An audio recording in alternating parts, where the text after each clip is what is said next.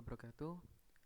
Saya Aditya Irfan Junianto, NRP 12, dan juga ada teman saya yaitu Yonatan Susanto, NRP 23, dan juga ada Muhammad Fitriansyah Bayhaqi, NRP 26. Kami dari kelas 2 D3 ITA.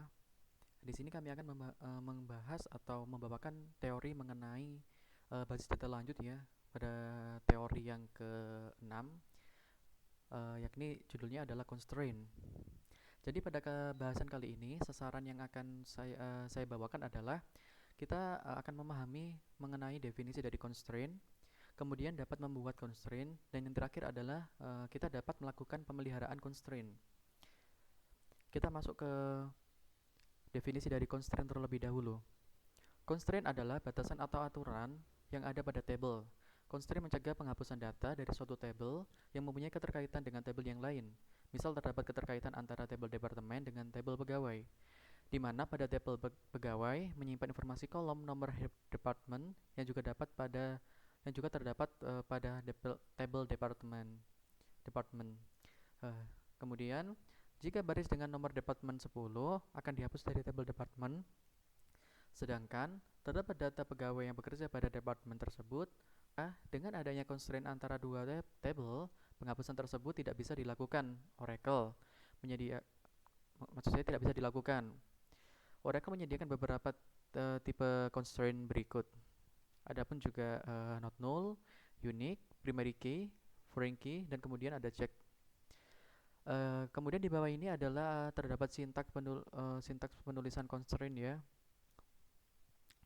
seperti ini. Kemudian ini adalah implementasinya.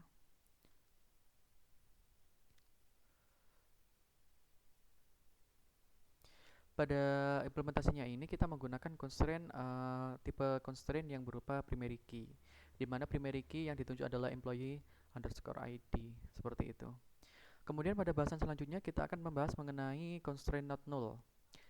Jadi suatu kolom yang didefinisikan dengan constraint not null tidak boleh berisi nilai null. Kolom yang berfungsi sebagai kunci primer atau primary key otomatis tidak boleh null. Jadi pada bahasan kali ini, tabel yang akan diisi dengan constraint not null berarti dia itu harus diisi, dalam artian dia tidak boleh kosong, seperti itu. Ini untuk contoh penggunaan constraint not nullnya. Pada last name-nya di sini harus diberi nama sistemnya. Kemudian pada di higher date atau penjelasan di constraint ininya juga diberi nama usernya juga, seperti itu. Kemudian kita masuk kepada constraint unique. Constraint unique mendefinisikan suatu kolom menjadi bersifat unik. Jadi unik dalam artian ini adalah tidak ada redundant data di dalamnya. Jadi data yang satu dengan yang lain itu bersifat unik atau bersifat tidak sama dengan data yang akan tercatat di dalamnya, seperti itu. Ini ada penjelasan tidak diperbolehkan karena di sini ada usemate sama di sini ada usemate juga. Karena di sini ada dua data dalam dua tabel yang berbeda, maka di situ tidak diperbolehkan. Seperti itu. Di sini ada perintah pembuatan tabel untuk ilustrasi pada unique ya. Menggunakan constraint unique seperti ini. Ini menjelaskan bahwa constraint pada kolom EMP email UK unique. Jadi di sini berupa email, dan emailnya di sini yang diisikan tidak boleh sama dengan email yang diisikan oleh orang lain. Jadi satu email hanya bisa dipergunakan untuk satu orang saja, seperti itu. Kemudian selanjutnya kita akan membahas mengenai constraint primary key. Constraint primary key membentuk key yang unik untuk suatu tabel. Kolom yang didefinisikan sebagai primary key akan mengidentifikasi suatu baris data menjadi unik. Contoh menggunakan constraint primary key adalah sebagai berikut. Seperti ini, sama seperti constraint-constraint sebelumnya, cuma penjelasannya aja yang berbeda ya. Seperti itu. Jadi di sini menandakan bahwa primary key ini menandakan bahwa dia akan menjadi tolak ukur utama dalam pengambilan data, seperti itu. Ini adalah contoh primary key, di mana otomatis dari primary key juga di situ bersifat unik. Dalam artian dia tidak akan sama 10, 20, 50 sampai 50 ya.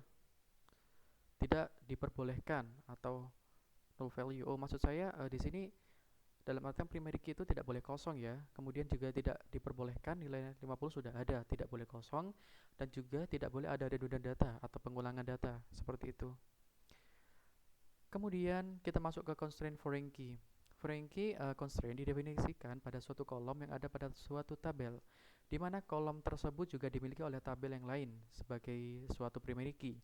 Jadi misalkan ada dua tabel nih, masing-masing tabel memiliki primary key. Kemudian tabel 1 mempunyai primary key, tabel 2 mempunyai primary key. Dalam artian tabel 2 akan dimasukkan ke dalam tabel 1. Karena tabel 2 sudah ada primary key-nya, maka yang dimasukkan ke tabel 1 adalah cuman primary key pada tabel 2. Sehingga ketika primary key pada tabel 2 tersebut masuk ke dalam tabel 1, maka di situ primary key yang pada tabel 2 masuk tabel 1 tersebut menjadi sebuah foreign key, seperti itu. Ini contoh ilustrasinya untuk tabel department sama employees-nya. Dan ini juga ada perintah untuk tabel untuk ilustrasi di atas, seperti itu. Kita menggunakan foreign key, department ID, tabel department ID, reference department ID, seperti itu. Kemudian di sini ada penjelasan mengenai keyword dari constraint foreign key. Berikut ini keyword yang ada pada constraint foreign key. Jadi ada penjelasan sendiri. Foreign key mendefinisikan kolom yang ada pada tabel anak. Kemudian ada differences yang juga mengidentifikasikan tabel dan kolom dalam tabel induk. Kemudian selanjutnya ada on delete cascade yang berarti penghapusan baris independen dalam tabel anak pada saat sebuah baris pada tabel induk dihapus. Kemudian yang terakhir adalah on delete set null yang mengartikan bahwa mengkonversi dependent foreign key ke nilai null. Kemudian kita masuk mengenai bahasan constraint check ya. Constraint check digunakan untuk mendefinisikan suatu kondisi yang harus dipenuhi oleh tiap baris data dalam tabel. Suatu penggunaannya seperti ini. Constraint m salary min check salary-nya lebih dari 0, seperti itu. Kemudian menambah suatu constraint. Untuk menambah suatu constraint digunakan perintah alter table. Cara penulisannya seperti ini, sudah cukup jelas ya. Alter table tabelnya apa? Add constraint constraint type kolomnya. Kemudian kita masuk ke dalam bahasan menambah constraint. Misal ditambahkan constraint foreign key pada tabel employees yang menunjukkan bahwa data manager harus valid atau berasal dari tabel employees. Untuk pengerjaannya seperti ini, alter tabel employees, tabelnya dari employees, add constraint pada kolom em manager fk foreign key di manager id, preferences employees id, seperti itu.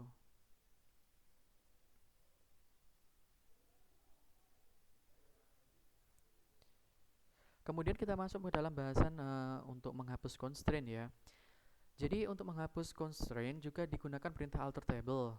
Tetapi di sini bedanya yang sebelumnya adalah add constraint ya.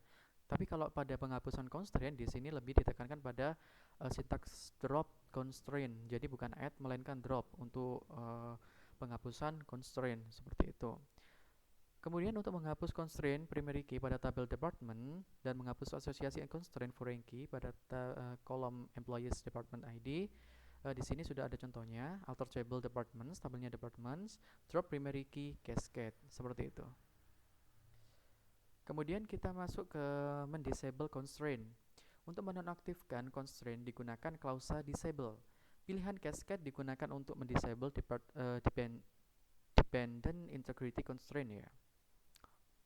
Sintaksnya cukup jelas di sini, cuman mengganti sintaksnya aja di sebelah sini.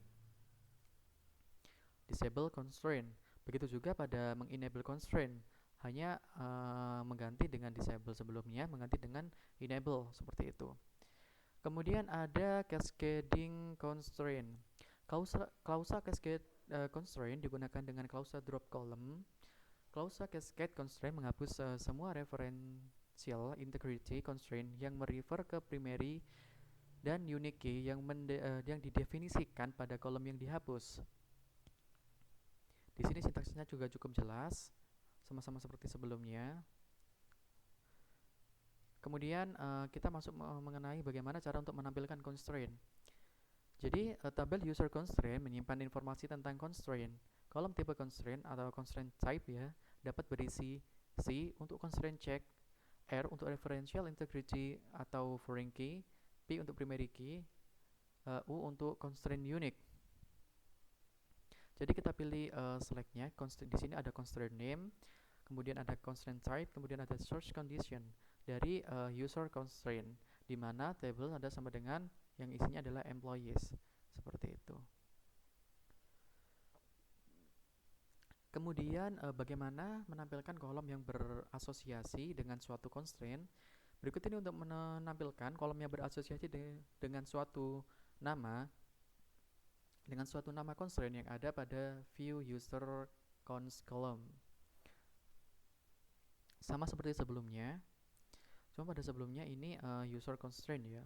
Tetapi pada hari ini, pada bahasan kali ini adalah user cons column. Baik, untuk penjelasan teori kali ini pada bab constraint saya cukupkan. Terima kasih sudah menonton, semoga ilmunya bermanfaat. Kurang lebihnya saya mohon maaf. Assalamualaikum warahmatullahi wabarakatuh.